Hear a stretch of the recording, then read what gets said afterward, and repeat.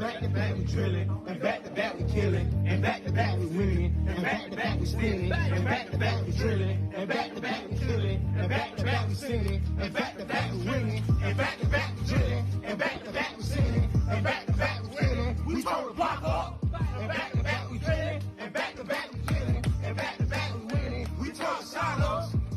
Shotters like the block up, you know that can't stop us. You know I'm coming back like out the shotters. I'm on the dirt and copping all the offers. And all the niggas follow me, you know that I'm the father.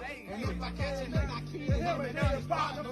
You can't run for me, boy, I'm like a helicopter. Smack your ass with this chopper, block for blocker. We the ones who drop your mans, bury your partner.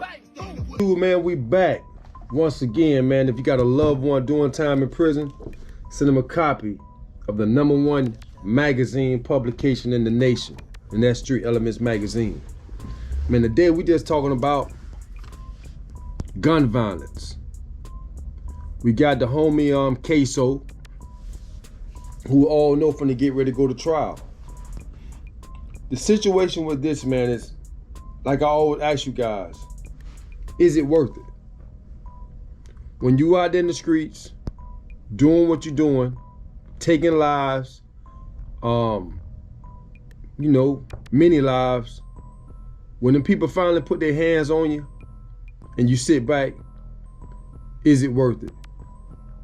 Meaning that the dude who you was beefing with, or whoever you got your ops are, you take them off the street and then you end up behind bars for the rest of your life. Always ask yourself, man, is it worth it? Because if you doing time in prison, bro, you ain't out here doing what you're supposed to do for yourself and your family. That's how these people keep winning. The reason these people keep winning, because we are not able to build families anymore. You know, most of us can just have kids. I mean, I got to blame myself for the same thing. I got to hold myself accountable. I didn't raise a family. I had kids. You know, people are not raising families anymore. And you been out in the streets selling drugs, in gangs, it's not gonna allow you to raise a family. Only thing it's gonna allow you to do is have kids. And then those kids are gonna do what? Follow the paths of their parents. If it's a father and he in the streets doing what he do, most likely the kids are gonna try and follow in the path of their fathers. So we got Ksoo. And with this particular situation, his father, which is the guy in the streets, now have to possibly testify against him in the case that he's involved in with 2 bodies. You see what I'm saying? Now he's possibly facing the rest of his life in prison. And I'm pretty sure he's in his early 20s or whatever he is. But damn, you have to go spend the rest of your life in prison behind an incident that maybe only took 5 to 10 seconds to execute. Just appeared in court a few hours ago. Now on upgraded charges. This video is of Hakeem Robinson, known as Ksoo, at his first appearance before a judge. He was already in jail on 2 second-degree murder charges. Now a grand jury just indicted him on his first-degree murder charge. Sky 4 is live right now over the Duval County Jail where he's been locked up. News for Jack's I-Team investigator Corley Peel has been following this case from the beginning. She's joining us live outside JSO headquarters downtown. So Corley, why the upgraded charges? Joy, that's unclear. The state attorney's office says they can't say why they were able to charge Hakeem Robinson with first-degree murder because this is an active and ongoing investigation still. And I spoke with the mother of one of the victims that Robinson is accused of killing, and she tells me she is relieved about these charges. Hakeem Robinson was quiet as he stood in front of a judge on Friday. You're here on the charge of murder premeditated in the first degree. Bond set at none. The judge tells him his 2 separate second-degree murder charges are now upgraded to first-degree murder. Good luck to you, sir. In return for you maybe possibly or allegedly taking this guy's life, you take your own life. The people get 2 for 1. The people get 2 for 1. They get to put one in the graveyard, then they get to put another one in prison for the rest of his life. You tell me how that makes sense. You feel me? You tell me how that makes sense. When you taking chances like that in the streets, bro, a lot of people gonna be affected besides you. Now, you may be affected for the time that you have to go do, but it's gonna be way more people affected by your actions. Mainly your mom. Mainly your mom. How many guys really and truly, as soon as they get knocked off, the first person to come to their mind is their mom? Because you don't want to get that call, you got a life sentence, and you get that call that your mom done passed. You have to be smarter than that, bro. You know? Ksoo right now is really looking at a real serious situation, man. A real serious situation, man, to where he could be taken off the streets for the rest of his life. Yeah, he was making money in the streets. He was making money as a rapper. But at the end of the day, was that shit worth it, bro? Was the beef worth your life? You see what I'm saying? Was the beef worth your life in prison? Because now it ain't funny. It ain't nothing funny no more being inside no courtroom, shake it up, orange jumpsuit on, getting hauled from the county jail to the courthouse every day until they find you innocent or guilty. Ain't nothing cool about that shit. Nothing. The man been locked up right now, going on about 4 years. You mean to tell me he won't want to trade that to be back out here in this free world? But guess what? When you out there spinning, drilling, and killing for nonsense, that's what happened. That is exactly what happened. You basically trick yourself off the street trying to portray an image that you don't have to portray. You know? It's wild, but there's so many other young guys going through the same situation. And it's all programming. It's all programming, because really and truly, if y'all guys had issues and y'all was in federal prison together, y'all would be homeboys. I guarantee they'll be homeboys. Because they have so many other enemies that they'll have to come together and be somewhat of a team. It's just sad to see that y'all can't get this shit together out here in the free world. If you was able to get this together in the free world, meaning y'all could come together and say, man, hold on, man, we beefing right about really too much of nothing. Let's come together as men. Let's see how can we handle this situation so we can rectify so nobody else get killed. Nobody else get harmed.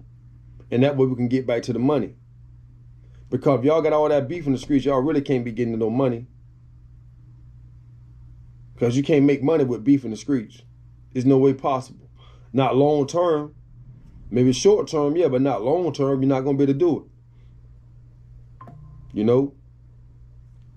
But it is what it is, man. And then think about this. You got Ksoo's father. He had to not go to court and point his son out. Yes, sir. What did he want?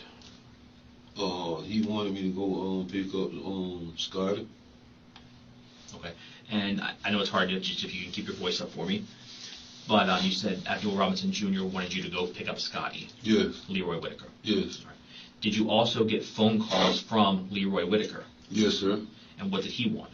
Telling me where he was at to come pick him up. Did he tell you if he was alone or did he have anybody with him? No, he said him and Buddy was together. So Leroy Whitaker and Dominique Barner. He was next to a crash car. Did that car crash? Was it on the street or in a yard? Do you remember? Like it was kind of like in a ditch or a yard. It looked like it might have been in like a ditch or something. So was that near a house? Yes. Like in the front yard of a house? Yes. And you drove past that? Well, both of them had on pajamas. Yep. Yep. Do you remember anything specific about either one of them? Yes, with some Mountain Dew pajamas. Okay. Today, do you remember which one had that on? I think it was Dominique. Dominique Barner? I think so. Did they have anything in their hands as they came out of the house? Yeah, they had some more clothes in their hand. Both of them? Yes, sir. Immediately concerned for anybody else? Yes, sir. And who was that? Keeman. And that's Hakeem Robinson. Yes, sir. And why were you concerned for Hakeem Robinson? So I know that's they little friends circles, and he wasn't there. It was just them. And so is it common for Hakeem Robinson, Leroy Whitaker, and Dominique Varner to hang out together? Yes, sir. And so when he wasn't there, you were concerned for what might be going on with Hakeem Robinson? Yes, sir. Did you express your concern to Leroy Whitaker and Dominique Varner? Yes, I kept asking like, where Hakeem at? Or Hakeem, where Hakeem at? I kept asking like, where Hakeem at? And that's when they finally told me he jumped out the car and ran another way. Okay. And I'm going to ask you just to be careful with your hands in your mouth just because of the recording. Who told you that, did both Leroy Whitaker and Dominique Varner talk to you about the car that crashed? Yes. And what did you mentioned just a moment ago that they said Hakeem Robinson got out of the car? Yes, sir. Tell me specifically what, did Dominique Varner say that to you as well? Both of them said it. Okay. What do you specifically remember them saying? That they crashed the car, the police chasing them, and Keeman jumped out the car. They went one way, he went another way. Did they say whether or not Hakeem Robinson, Keemy, had anything with him when he jumped out of the car? Yeah, they say he had a gun with him. Did Leroy Whitaker and Dominique Varner mention to you if anything had been left behind in the car after it crashed? Yep, they said they left a gun in the car behind. Okay. And did Leroy Whitaker and Dominique Varner tell you anything about what may have transpired or was going to transpire before the crash? Before let me rephrase that. Before the car crashed, did Dominique Varner and Leroy Whitaker say anything about what someone in the car maybe was? Because apparently his son won't free him. And from what I'm getting, the homie just did some fed time, so he already know how it go. So now he had to go in the courthouse and point his son out and let his son get the life sentence or whatever they're going to give him so he can get a 20 ball.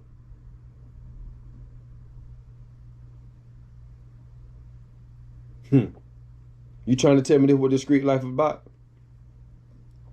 How much money came up out of this? How much money they made up out of this situation right here? You know, how much money was made from this right here going on right here? Because it always supposed to be about the money, bro. It always supposed to be about the money when you jump out there in the streets. It don't never supposed to be about the beef. But you know, new generation, new way of doing things, but it's not beneficial for us long term. It ain't. And it ain't beneficial for you young guys out there in the streets long term. It's just not. And y'all already know what Duval County stand for. The bang 'em where they hang 'em at. Let me say it again. Duval County is called the bang 'em where they hang 'em. You don't want to be inside no Duval courtroom and no courthouse fighting for no murder cases. Duval County probably gives out the most time, and Duval County probably have the most violence in Florida. So let's say Ksoo, well, he got to go to trial now. The odds are, even if let's say he's innocent, right? Let's say he's innocent. Man, that courthouse in Duval County most likely gonna find him guilty and make him come back on appeal. That's how this system works. These people don't mind sending you to prison, making you go do 20 years, 30 years, and come back on appeal. If that's possible. I'm just giving you a scenario. But the problem gonna be, bro, is when his dad get on the stand and point him out. And you think that's gonna be the only person do it? Come on, bro. We already know how these people play, man. They're gonna put pressure on everybody. And at the end of the day, they want the man. The man who everybody following behind. That's who they want the most. And I'm just telling you, bro, I don't think it's gonna turn out the way he want. I don't think he's gonna turn out the way that he expected to turn out, or he hoping to turn out. It just look bad for him, bro. For a young man like that to have a promising career doing what he loved to do, which is be a rapper, he let his street activity and his street affiliation trick him off the streets. Trick him off the streets and put him in the place where he don't need to be at if you're trying to be famous. Yeah, you're going to be famous for a short period of time. But once you get behind them walls or behind them gates, wherever they send you at, that fame is going to slowly dissipate. And then people on the street just going to be talking about what you used to do or how you used to do this. You know? Come on, man. It ain't worth it, bro. This man is right now fighting for his life. 2 people done lost their life. But now he's fighting for his life. And I think his brother and 2 other guys along with him. But his father also gonna be the one that point him out. How you think it's gonna turn out for him? I mean, y'all let me know in the comments what y'all really think. I got another question for y'all. What y'all think the solution is? What is the solution? My solution is they need to operate in the streets like they operate inside prison. It's more respect in prison. It's more politicking in prison before violence get down, you know, before violence actually takes off. I believe if these young guys out here in the street were to practice, because this is where they finna go at. You finna go inside of prison and you're gonna follow all these rules that's already laid out for you once you get in there. You're not gonna be so quick on the draw like you would be on the streets if you are in prison. You heard what I just said? When you go to prison, you're not gonna be as quick on the draw as you were on the streets. So you tell me, if you apply them same rules out here in the street, it'll save a lot of people's lives, man. It'll save a lot of people's lives. You know? I just my take on this right here, man. I advise any one of y'all who see this video, young guy, young man, if you involved in the streets and you got opposition, maybe y'all need to have a sit down, man, and see how can y'all squash that beef and get back to the money. Heard what I just said? Find a way to squash the beef and get back to the money. That's your best bet, bro. Unless you don't mind going to prison for 10, 15, 20, 30 years or maybe life. If you don't mind doing that, keep doing what you're doing. But remember, when you go to prison, you're losing time and money. And it's a possibility while you're gone, your mama leave here. Or your father leave here. Somebody close that, your grandma may leave here. Because you inside and they ain't gonna bring you to the funeral. So if it's worth all of that, you keep doing what you're doing. Keep spinning, keep drilling, keep killing. If that's what you own. But believe me, bro, it ain't gonna be what you think it is once you get behind them walls. It's gonna be a sad day. It's gonna be a very sad day. Shit, man. Ain't no way in hell I want to have my dad or somebody in the courtroom, my family member, pouring me out in court, talking about, yeah, I killed this person. Because I put them in that situation. Because I put them in that situation. That ain't how it's supposed to be, dog. Not at all. If anything, you're supposed to keep your family as far away as possible for anything you got going on in the streets. But y'all jitterbug play by different rules, so y'all do what y'all do out there, you know. I'm just trying to give you some game so you don't have to go behind them walls and stay back there for the rest of your life. Make it happen or you capping, man. Also, man, hit like, follow, subscribe, share, hit the notification button, man.